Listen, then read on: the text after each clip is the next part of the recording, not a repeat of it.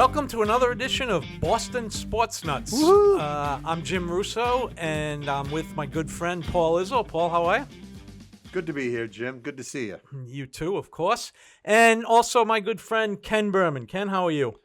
Jim, I'm doing really good, thanks. And once again, can I just chime in about the ratings of I was going to Boston ask Sports you. Nuts? Yeah, I was soaring through the roof. So, America, hop on board because it's just taken over the country. Greatest, number one podcast in the country. Unbelievable, Ken. Yeah. And I'm glad we have you to keep us, Paul and I, and Evan up to date on those incredible ratings. So hopefully they continue.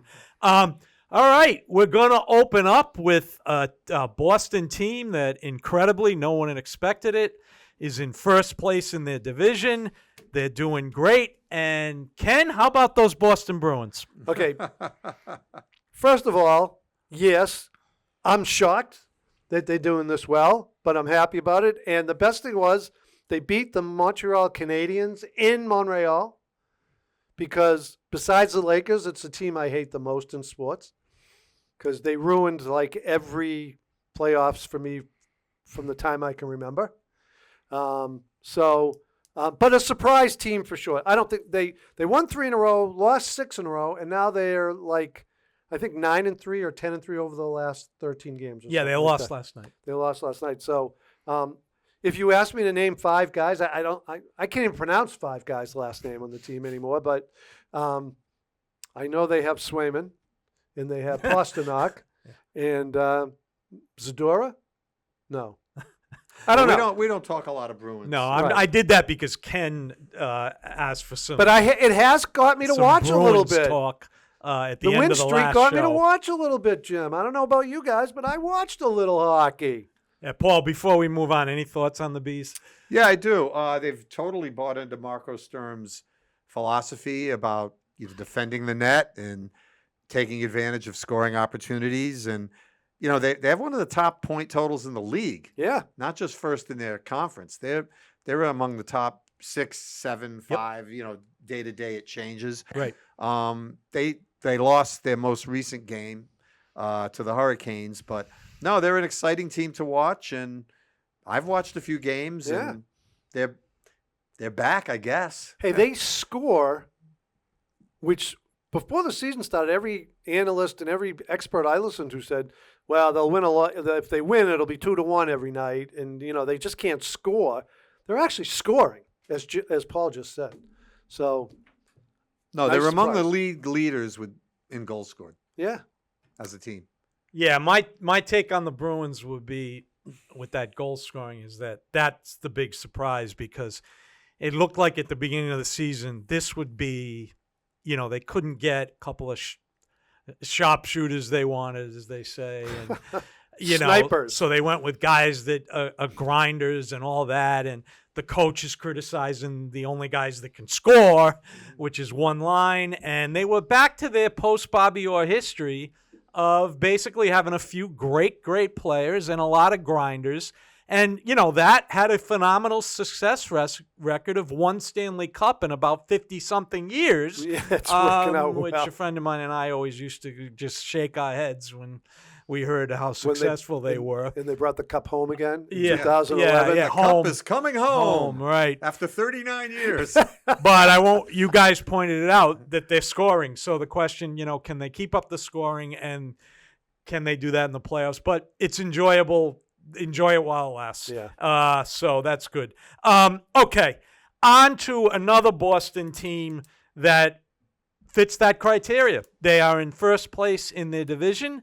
They are in second place in their conference. They are 9-2, and they are a shock. I mean, I would have been thrilled with 9 wins all season. So, Paul, what is going on here? Well, people keep trying to find a negative spin on the season, and the latest discussion on sports radio that we've heard on multiple outlets is they haven't had a tough schedule. The obvious retort to that is they've played the schedule that's been put in front of them.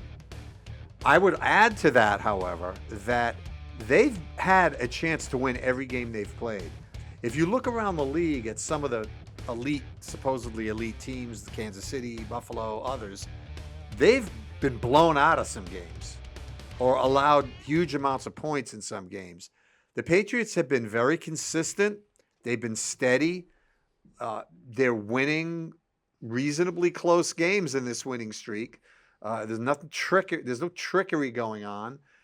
As an observer, I feel like they're going to win the game when I'm watching it. Like, I'm not sitting there thinking they're going to lose. There's a confidence I have about the team. But the one thing I'd like to spend a little time talking about is they've had a pretty good draft. Okay? Yep. First round, Will Campbell. He's one of the top 2 rookie tackles in the NFL in what was supposedly a very deep class. Yep. The only guy that's given him any a contest for best is Armand Membu, who's a right tackle the Jets took shortly after Campbell. Yep. He had a little bit more of an injury history.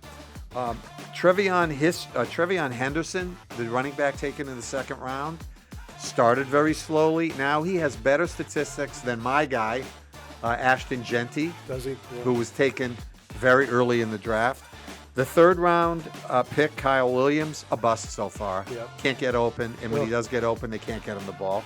Okay, you're not going to hit on all of them. The other third round pick, Jared Wilson, has been starting at left guard the whole season. Yeah. I think he leads the NFL in snaps, offensive plays for a guard. Not a great player, but very solid. And then you go down the list. Craig Woodson, playing safety. He plays. Josh Farmer, solid backup. Braden Swinson, solid backup. Going to get more playing time now with the injury to Williams. The kicker, Burgalis, solid kicker. He's made some long kicks. And even the last 3 guys taken in the 7th round, Marcus Bryant, Julian Ashby, and Kobe Minor, have all contributed on the scout team. On the, what do you call it? What's that team? Special team. No, the non-rostered players. Yeah, The other guys. taxi squad. Taxi squad. Taxi squad. There you Showing go. my age here. So every single guy they've drafted has contributed, is still with the team. It's a pretty good draft, and that's a good sign because sometimes teams rebuild with veterans, and you don't really see the future ahead. Between Drake May and some of these guys, not all, I think the future looks bright for the Patriots, and I think they're a tough out. I really do. I think they're, with Drake May the way he's playing, if the other teams, I mean, they're saying the Patriots, ESPN has them the 10th best team in the AFC today. Okay, fine. I don't mind that. I know. I saw that too. I don't 10th mind that. Best odds to win the AFC. Yeah, I don't mind that. Fine. You think that they're weak? Go ahead. Ken? Well, my good friend Paul Izzo was nice enough to take me to the last Patriots game on Thursday night, Nice. which we had a great time. So thank you, Paul. It was the most I could do. They played that juggernaut, the Jets. But, you know, they beat them sort of like they went down 7-0, but then they outscored them 27-7 after that. You know what I mean? Yeah. It's just like you didn't have a doubt that they were going to win and beat that team. They didn't play a perfect game because Thursday night games, they're just weird. But they seem to beat who they need to beat. They lost to Oakland. The Raiders, the Las Vegas Raiders. The Steelers are proving to be pretty good, and they lost to the Steelers, right? Those are their 2 losses? Yes. They've beat Buffalo. They beat Tampa. They've won on the road. Well, they're undefeated on the road. Yep. Well, that's road field. Yeah. Oh, they got an advantage. They playing on the got road. no, that's Drake May is very good. Mm-hmm. I mean, some of the plays he made on Thursday night were ridiculous. Mm-hmm. He wasn't perfect the whole night, but he had a dump off play on the sideline that was just tremendous. Very Mahomes-like. Oh, just tremendous. I mean, Yeah. they're good. And by the way, 10th on that advanced stats on ESPN, DVOR. but no higher than 6th on any of the other odds from DraftKings and all those other ones. I'd put All right, them after higher. Jim, I want to respond to that stuff. Yeah. Go All ahead, right. Jim. Yeah, I got a couple of things about this. First of all, this idea of a weak schedule, only the media cares, okay? Because Yeah. I, as a fan or as a coach of even a youth league team, will not apologize for a victory. I am not going to go in there and say, oh, it's the Jets. They're terrible. Well, you won. What if you lost? I feel mean, terrible. it happens. The teams lose games. Yes, two things can be true. Okay, the latest is the Patriots' strength of victory, which is a tiebreaker, is third worst in the league. Okay, fine. But they're 9-2. I am not going to apologize as a fan for a win in the National Football League. I'm not going to do it. By the way, as a fan, I want a weak schedule. Yeah. Yeah, I have no problem with it. Yeah. And I was happy. if the Patriots do win this division, look at the Chiefs' schedule this year. That's what it's going to be like. Really good, really tough games. So enjoy it while it lasts. And I'm not going to do that. And because we looked at this schedule, and who among the media or me, I'll lump myself in them, expected them to be 9-2 with this schedule. Nobody. So, it is what it is. Are they getting a break this coming Sunday against Cincinnati? Yeah, you're darn right they are. They're not facing Joe Burrow, and now they're not facing Chase, the star wide receiver, because he's suspended for spitting at a player. That's a huge break. But they still got to win the game. They got to go win it.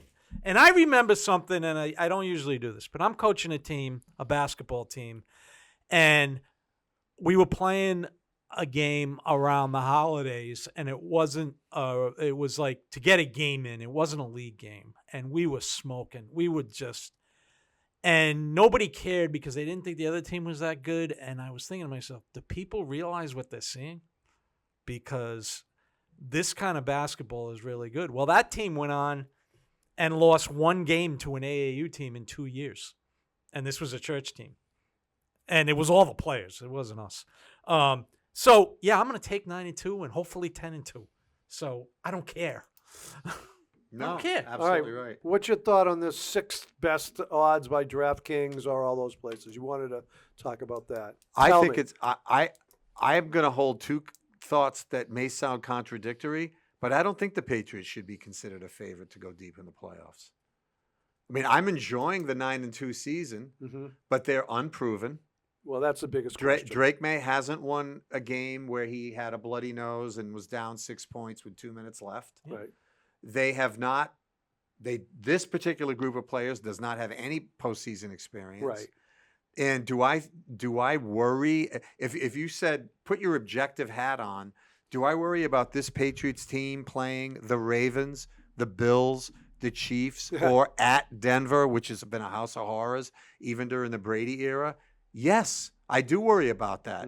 So if I'm betting, if I were a gambler or if I was an odds maker, I would say I think there are some teams that are more likely than the Patriots to go deep in the playoffs. Yeah. But I'm not those things. I'm a fan. Right. And I'm not, and as Jim said, I'm not going to apologize for the schedule. Right. I'm enjoying the wins, and I hope they have an easy schedule every year Right. because I want the path to that banner to be as easy as possible. Right. Get the number one seed, get the division, get the number one seed, get a home bye in the first round, get a home playoff game in the second round, Right. win that game, get the home game in the AFC Championship game, and go to the Super Bowl. That's how you win it. I couldn't agree more, Paul. Right. I don't think that they should be like the one or two better. No, definitely not one. Because, I mean, we got a team in basketball right now that's 14-1. Well, that team 2 years ago lost in the playoffs, didn't make the finals. Last year, they beat Denver in 7 games, and they went on to win the title. And this year, they're 14-1. The Patriots are in the first year of being good again. They may just lose it wouldn't shock me if they lost the first playoff game. But it's a step in the right direction, and it's a big step because they found the quarterback. And, so, yeah, that doesn't surprise me at all. Do I think if the Chiefs sneak in at 7 and the Pats are the 2, I mean, the Chiefs probably will be favored, right? I mean, Patrick Mahomes against a guy in his first playoff game? Yeah, Paul, as you said, unproven. They haven't been to those games yet. Yeah, and I'm not saying that snarky, Adam Jones, Felger. I'm just saying it's a fact that they're unproven. And if you're going to,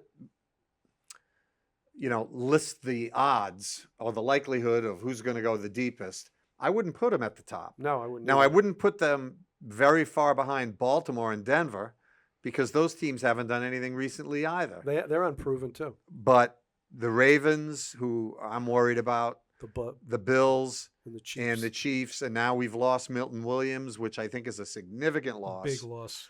In the middle of the Is that for defensive the line. season? No, We'll four see. games. Four minimum. games, yeah. We'll see. But Yeah. but the Ravens are starting to play well, and they have been in the playoffs. They haven't won it, but they also got an MVP on their team. The Denver, they did it again. Another close win. Will they be ever behind in that game? Do you know? I don't think so. Okay, because that would be the first game all season they have not been behind. They're the only team I don't remember. They were behind. And I watched the game. They are now 9-2, and they are behind. They were behind in 10 of their games and have won. With an offense that's not that great. Now, as someone pointed out, calling Mad Dog the other day, Denver may be signaling a little trend, and that defenses are starting to come back a little. Mm-hmm. They are winning games. How long can they keep this up in this era? Winning games with a dominant defense. I don't know.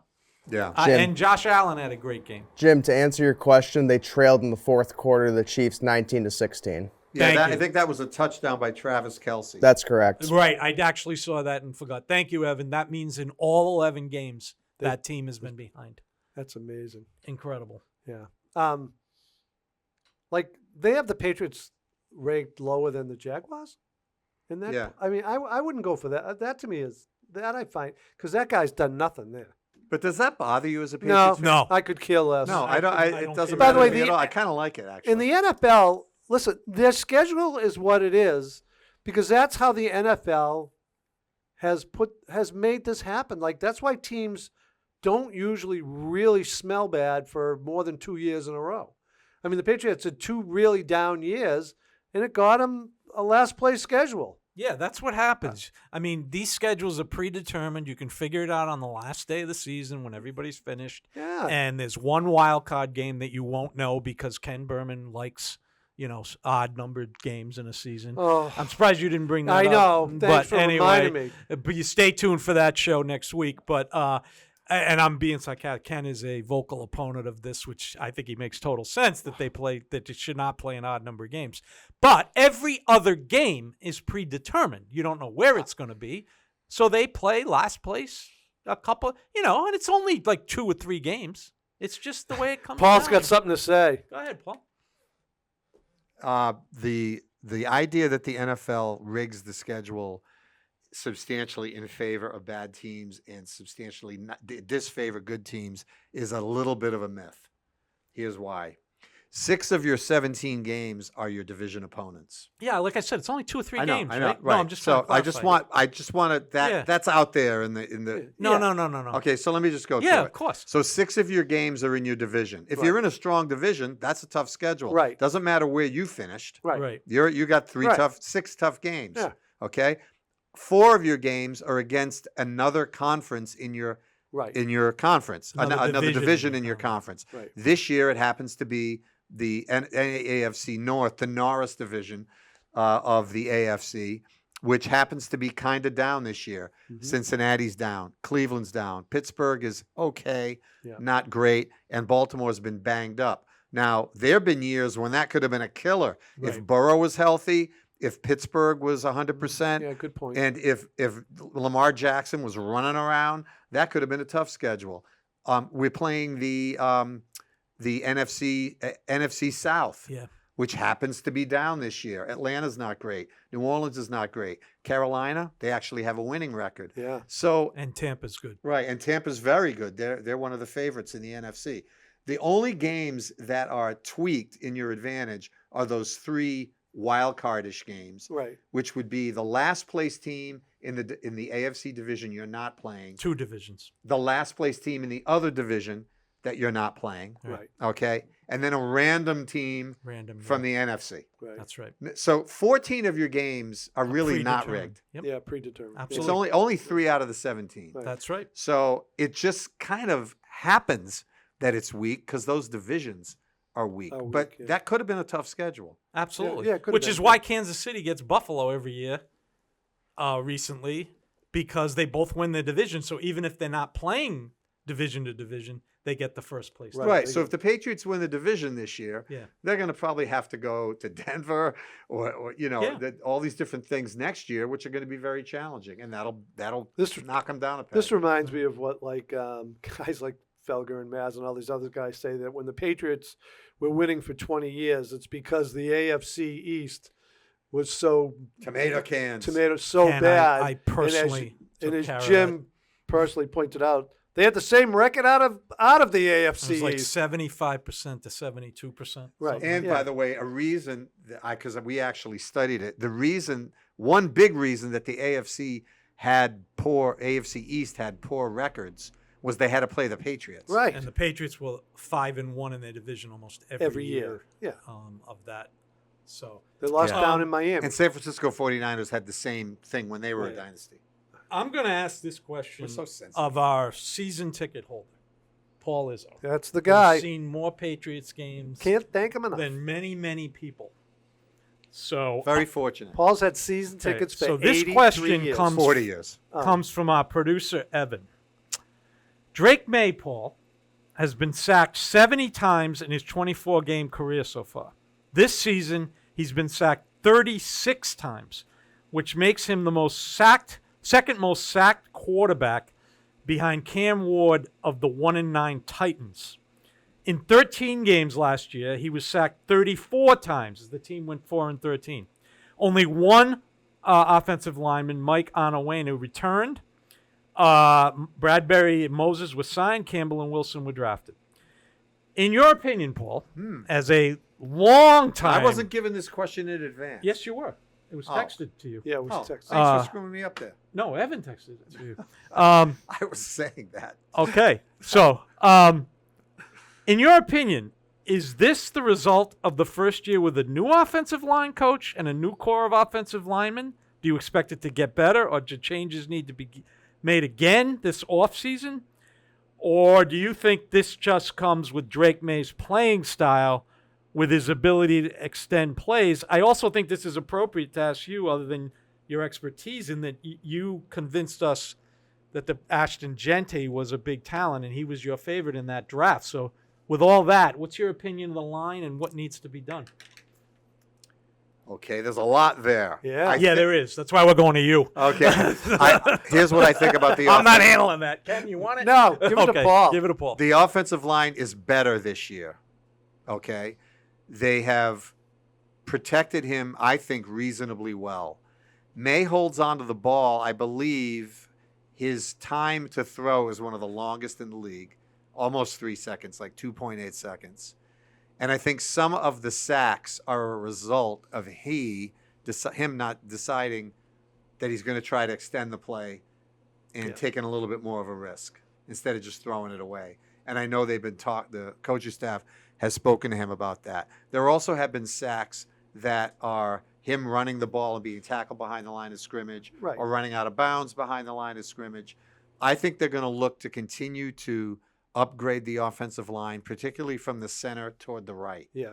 Owenu's getting old. The right tackle, Morgan Moses, is a vet. They need to continue to draft offensive linemen and get deeper at all those positions, because Campbell, as good as he's been, he can go down. They need a decent, at least halfway decent, reliable backup tackle. So I think the offensive line has been better. It's not great. And I think that May bears some responsibility for some of the sacks. Doesn't their left side get Does pretty that good answer the grades? question? Yeah. Doesn't Okay. their left side get pretty good grades, though? No, it does. Yeah, the Yeah, I left was gonna side of s- the line gets good grades. Yeah. Right. I was going And to it's say, young. Yeah. Paul partially answered that in his first take on the Pats with the fact that Will Campbell, you said, is 1 or 2 among drafted offensive linemen, correct? Absolutely. Yep. Yeah. And the other fella there, Wilson. Jared Wilson, is right in the middle of the pack for Yeah. tackle guards in the league. We'll take that. Oh, He'll yeah. get better. Mm-hmm. And he apparently the word is he cares and plays and doesn't complain. And Yeah. Oh, that's good. All right. Well, thanks, Evan, to that question, Yeah. and we'll thank our longtime season ticket holder, Paul, who's seen many, many games, my pleasure. for that very good answer. Ken, let's pivot to the beloved Boston Celtics. Ken, we've watched just about every game. They're finally 500. Yep, 7-7. And they play Brooklyn tonight. This is being taped on a Tuesday. And they have another game with Brooklyn this week. On Friday. Yeah, so a 2-game series with the 2-something Nets. Yeah. Who, by the way, the Nets are 2-something, and they do not own the number 1 pick right now. That's saying something. There's a couple of teams with 1 win. But anyway, Ken, what's your take on the Celts? I guess 7-7 is exactly where they should be if I look at the roster and all the changes this year. They're bringing in, as we've said in other shows, a bunch of new guys. Missoula's trying everybody. I mean, everybody That's gets to for play. Sure. He's trying, some nights it's Minot and Shireman got back in, and Jordan Walsh has put himself in the starting lineup for a few games now. Listen, I think they're doing okay, actually, to tell you the truth.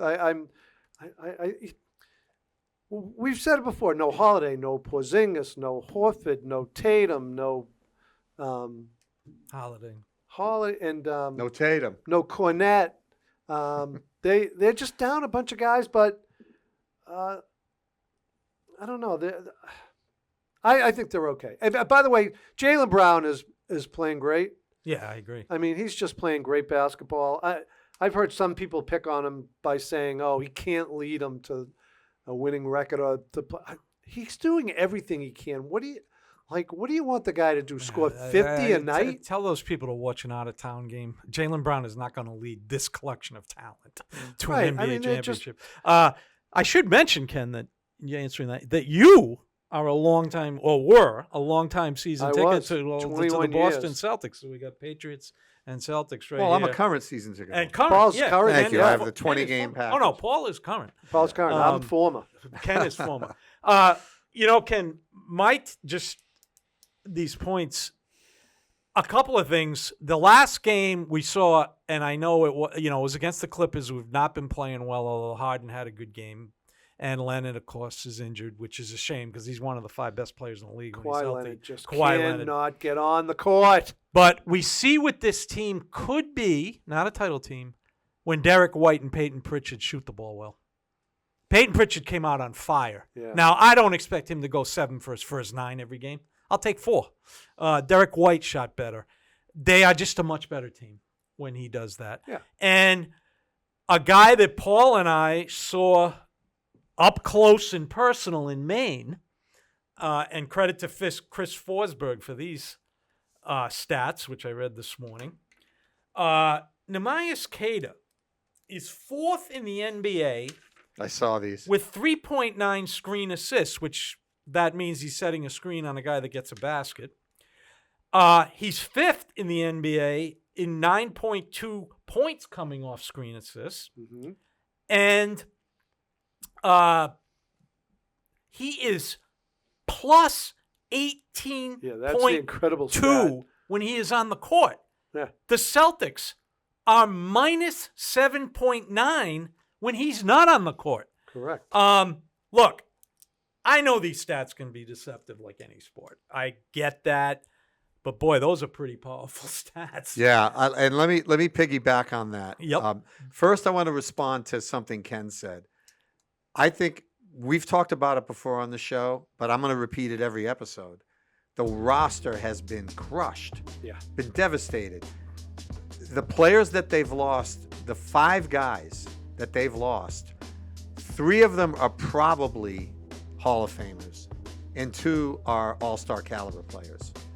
Tatum, Horford, Cornette, Holiday, Porzingis.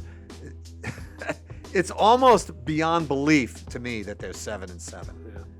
Now, whether it's Missoula or these bench players stepping up, or perhaps us and them undervaluing the guys they had on the bench, whether it's Jordan Walsh and his defense or Queta and his defense. Maybe Queta should have played more last year. Yeah. Maybe they didn't realize what they had there.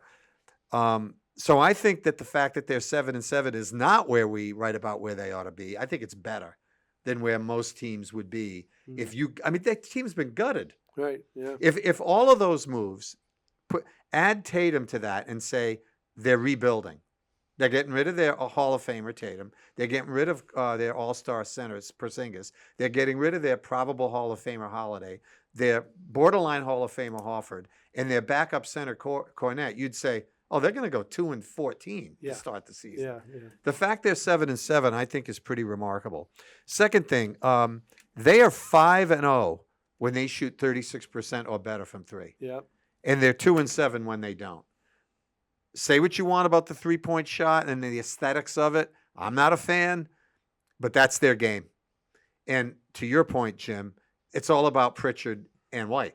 Those are the three-point shooters. They are. Hauser's been a disaster. Yeah. The guy's been in a really bad slump. And his minutes are showing it. Yeah, they're not Yeah. playing him. Right. And, I keep going back to Cornette versus Hauser. Ugh, I would have rather had Luke. And I like Sam Hauser, but he hasn't done it. Yeah. Okay. He might turn it around. Okay? But 5-0 when shooting 36% or better from three, that's not a coincidence. That's who they are. And one more stat. Did you know Derek White is the only player in the league with 20 steals or more and 15 blocks or more? No. Yeah, that doesn't surprise me. Yeah. So he's doing all these other things Yeah. that impact winning. He does. Yeah. He was just cold. So I think maybe we were all a little harsh on him. Yeah, but I think we put it on his shooting.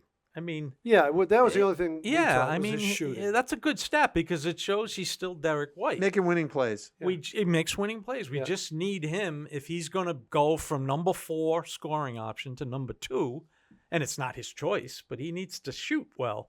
I think that's a good stat about the three, and I've always said it's quality, not quantity. Like, I don't know this, and frankly, I'm not going to do the research for this. I don't think Jaylen Brown has made a pull-up three this year, okay? But he's not shooting terrible from three. Right. Because when he takes the quality threes, it's just better. And so if White and Pritchard can shoot like this, they'll be better. And as far as your point about gutting the roster, this has happened to another team and not by their choice, okay? So let's look at the Indiana Pacers and not by their choice.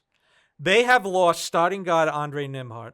They have lost their Peyton Pritchard, which is T.J. McConnell. They have lost Obi Toppin and Makarin, valuable bench players, okay? And as everyone knows, they have lost They're Tatum. their Tatum, Halliburton, Tyrese Halliburton, an Olympian as well as Tatum, to the same injury, Achilles tendon. They have won one game.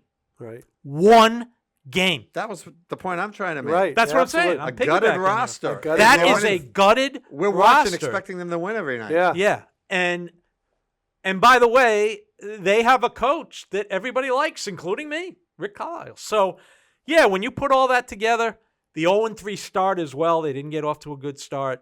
So, I think the problem is we talk about the West being strong, Ken. Yep. But one thing about the East, they got more 500 teams, and and Patriots.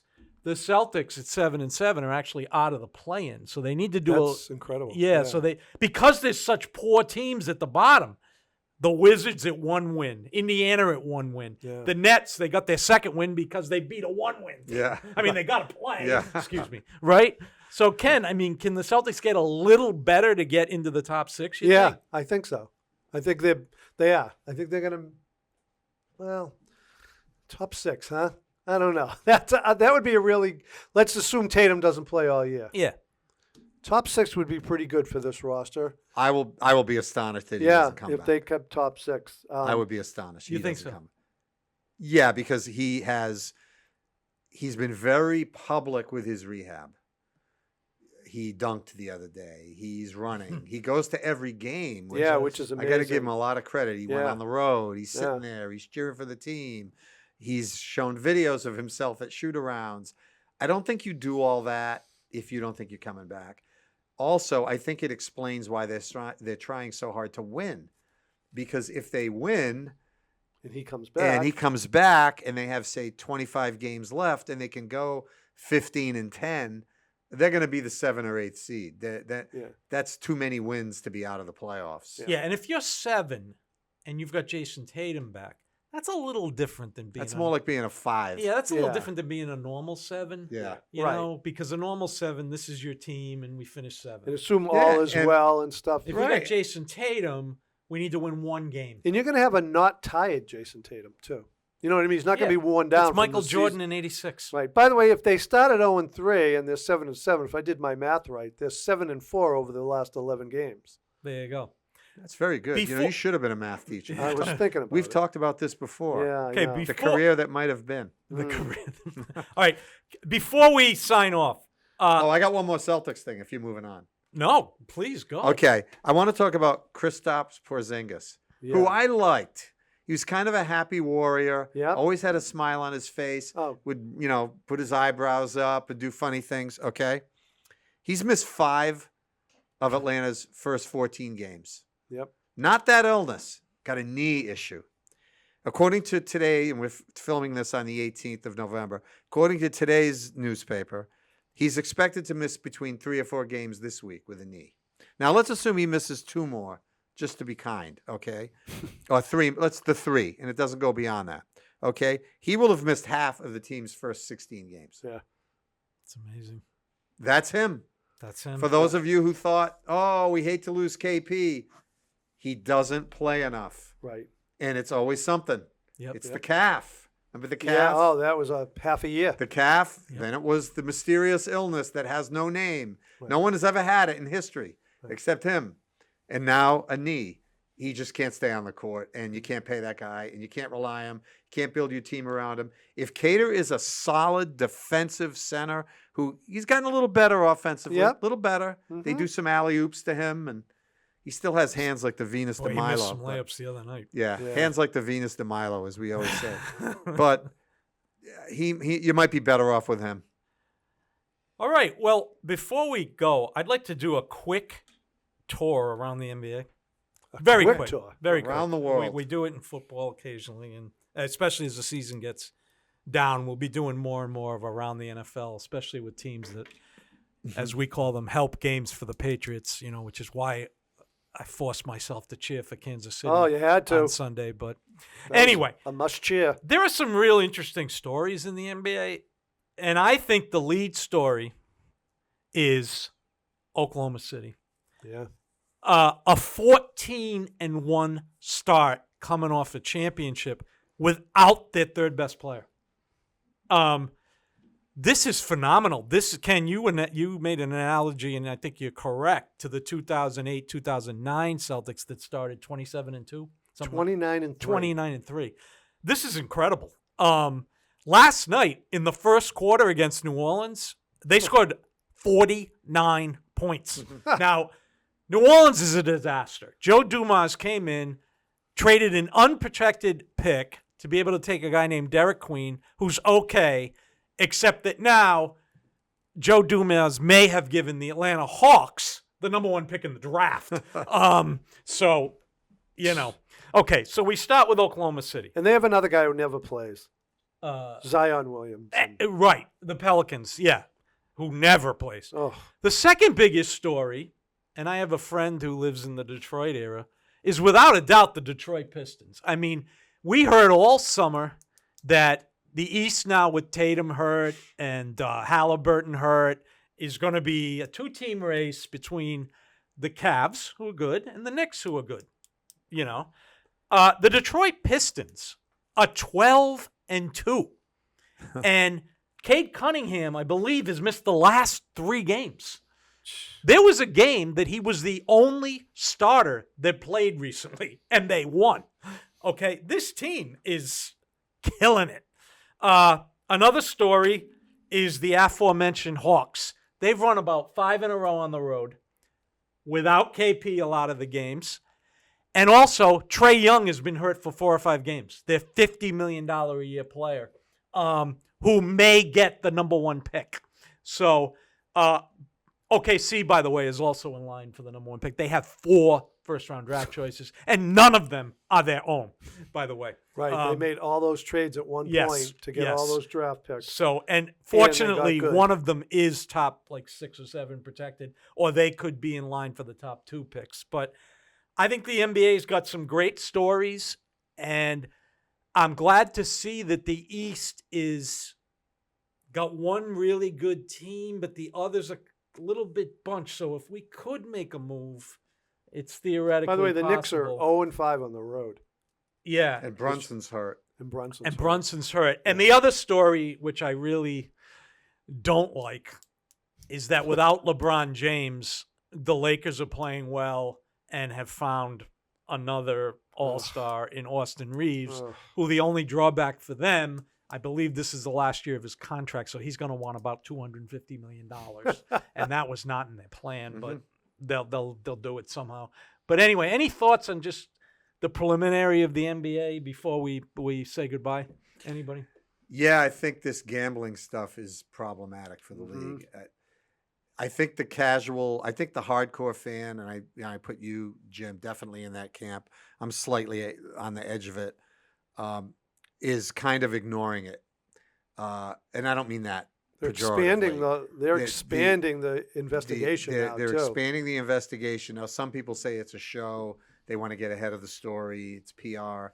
I get that, but gosh, if the public thinks that the NBA, I mean, the public already has been suspicious of the NBA. Right. We had actual fixing with Donaghy, Right. his Ref. name, Donaghy, Yeah. the referee, and we've always had suspicious calls. The Kings series, back 20 years ago, and I think now you're looking at a league that has so much going for it. I mean, these guys are making so much money. It's like, what are you doing? Like Right. you're screwing around with points and stuff Right. like that. Right. On the basketball side of it, it's all about the West. I mean, it looks to me like that's where the power is.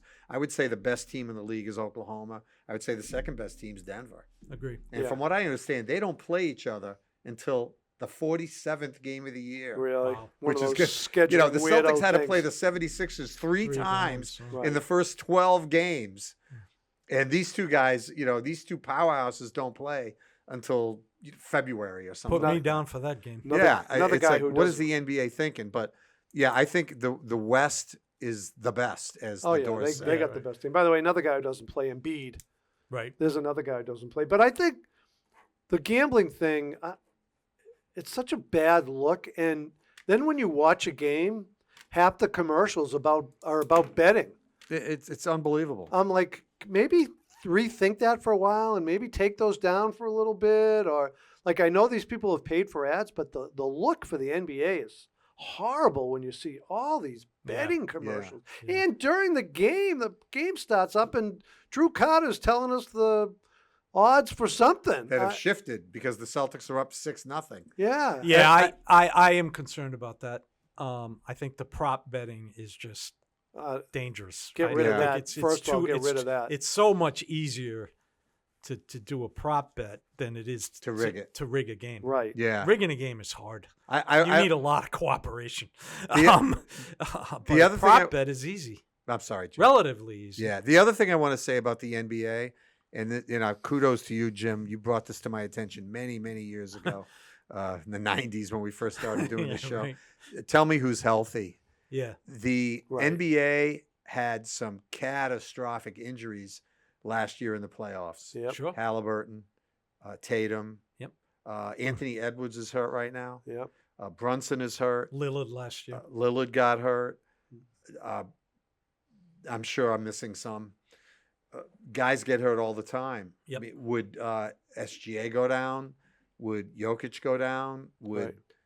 one of these Yeah, stars on the Lakers change go everything. down? Then it changes everything, because unlike football where they say next man up, there's no next man up in basketball. No. You lose No. that guy, you're in trouble. Yeah. No. So it's great what's going on now in the West, but it could change in a Oh, in a nanosecond. heartbait. It could The change other in a thing about the nanosecond. gambling to me is, if I were the other major sports, I would be addressing it right now, because if people think that it's only in the NBA and there's something about a basketball player that is they're the only athlete that will take a prop bet. No, absolutely. We know in baseball it's happened. There you Right. go. So I would be looking at it very strongly and do some, pardon the lifting from the medical community, but some preventive medicine before that this hits the other sports. It's just too And I totally agree with Ken. I don't care what sport it is. I can't take it. I mean, and every network now has an expert. Tom Giles, I think he does a good job with the gambling. I don't want to see it. Yeah, I can hold both thoughts. I don't want to see it. I don't care. I just Well, don't. the networks are terrified that if they don't have a gambling guy on there, you're going to tune it off Right. to go onto Instagram to find some guy who you shouldn't be listening to, Right. but people listen to. Right. Now, it's hard to throw a football game, too, but might not be as hard to get so-and-so 50 yards, right? Or a quarterback to get 10 completions. So to the other sports, please try Well, to. baseball did make a move. I don't know if you saw this, but they've asked the gambling outlets that they have an association with to limit the size of prop bets on individual pitches Right. to $200, thinking that Yeah. no one would fix it for $200. There's another incident. Pitches, exactly. Yeah, Exactly. That's a is great the next incident. pitch going to be a ball? Come That's on, unbelievable that you can even bet on that. And we will just conclude this little segment with this. Last night, 2 days ago, a caller, I believe from Chicago, called up my favorite talk show along with Mad Dog Russo's the starting lineup. And he said, Scal, what do you think of Chicago's chances tonight? They just played a double overtime game and they're going to Denver. And Scal said, oh, that's a schedule loss. And schedule losses in the NBA, like when you're playing back-to-back on the road against a really good team. Okay? And I've heard that term a lot. And I didn't think Scal was that unreasonable. I would have said that too. Well, the Chicago Bulls, Billy Donovan from Providence College, went into Denver last night, got an 18-point lead and lost it, got a 13-point lead and lost it. Nikola Jokic was 1 assist shy of a triple-double at halftime, which, of course, he got. And guess what? The Bulls won. Yeah. That's got to be the most amazing win this year in the NBA. Yeah, but that's another story in the NBA that we didn't even get to. The Bulls are pretty good. The Bulls are pretty good. Yeah. So, anyway, any last thoughts, Paul? No. Okay, Ken? That's it. That's it for me, too. So, another edition of Sports Nuts is in the books and in the can. So, stay tuned for our next edition, which will be a very special edition on what we don't like about sports and our specific complaints. So, be sure to tune in for that. Thank you. Thank you for watching Boston Sports Nuts. You can find all of our episodes available on Spotify, Apple Podcasts, and YouTube. For more information, go to westwoodmediacenter.tv or follow Boston Sports Nuts on Facebook, Instagram, and X.